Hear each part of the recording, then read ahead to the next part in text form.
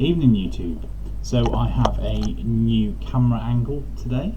Hopefully the sound is good. I've been experimenting with some different bits and pieces, and what I wanted to do was do some basics. So I've had some new subscribers, some people talking about just getting into vaping and being new to it, and I realised that I want to pass on some more information that I know about the basics of vaping, and I'm conscious that lots of the videos that I do are really aimed at people who know what they're doing, know what they're talking about when it comes to vape products. And actually there's a lot of people out there that don't know a huge amount about vaping, and some of the terms that I might be talking about are completely alien to them. So I suppose the first thing that I wanted to talk about is the most basic part of vaping, and that is the tank. This is a tank. This piece here. This is also a tank. This is also a tank, just this piece. And I have lots and lots of other different tanks.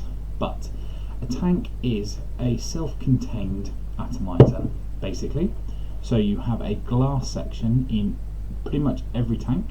You have a glass section which holds your liquid or your juice. You have what's called a drip tip, so that's normally called a 510 drip tip at the top.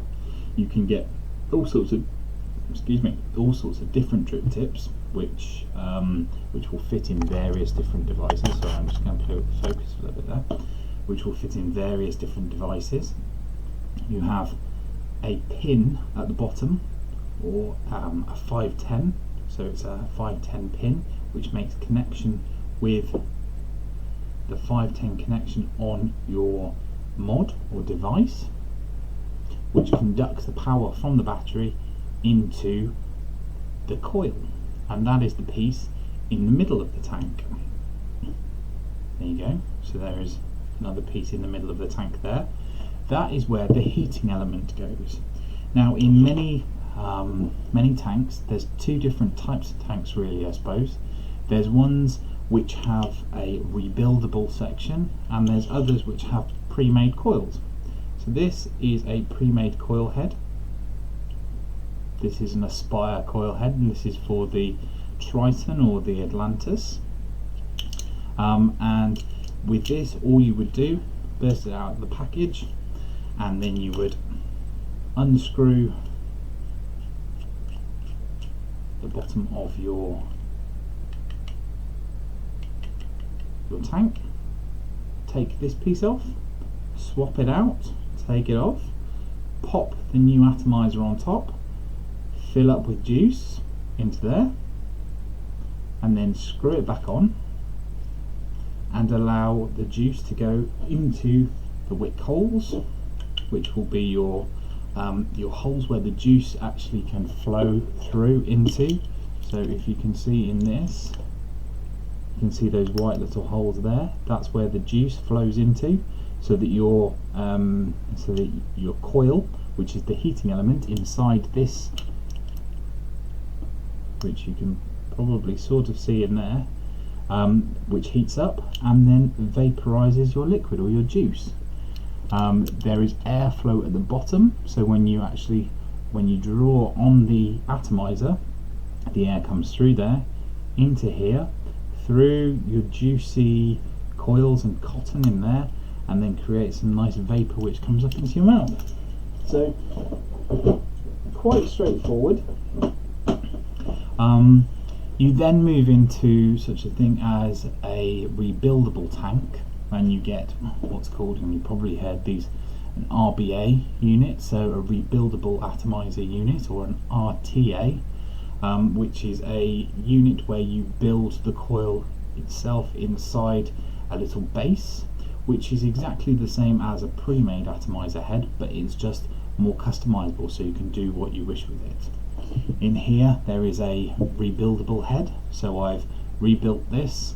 There is a video on there if you're interested in finding out a little bit more about it, but then you can control how you vape a little bit more easily. But let's take a little vape.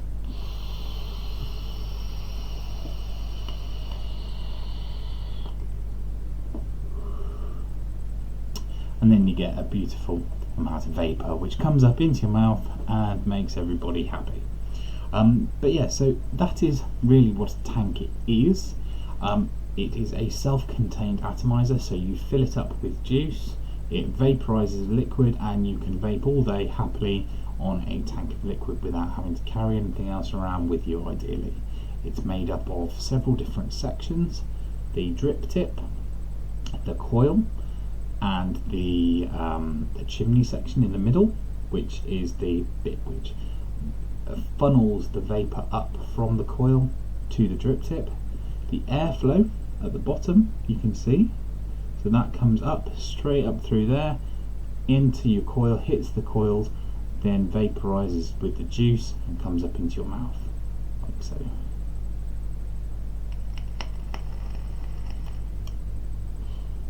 There you go.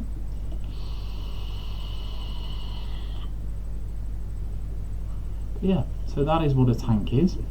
There are various different types. You can go from very straightforward and very basic,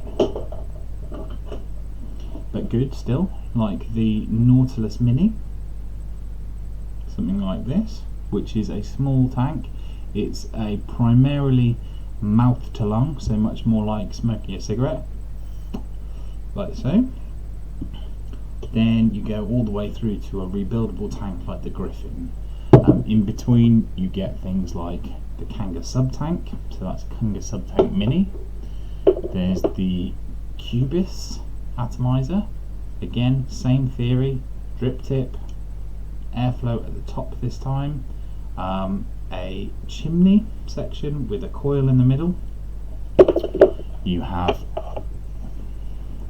the Kangatech sub-tank, the original sub-tank, which is just a larger version. Oh, hello. Excuse me. What's going on here? And you have all sorts of other types. So, for example, there is the Smoke TFV4, which I've done a review of, but again, exactly the same concept. Airflow at the bottom, juice in the middle, a coil or a rebuildable section, and a drip tip.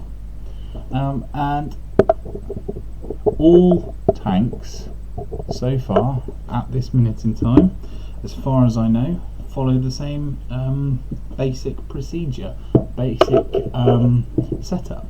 They are simple, they're good.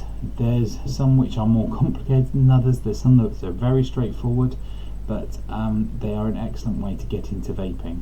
There are absolutely other steps that you can take, lots of other different devices and ways of vaping, but this is the first, and normally for most of us the very first step into the world of vaping.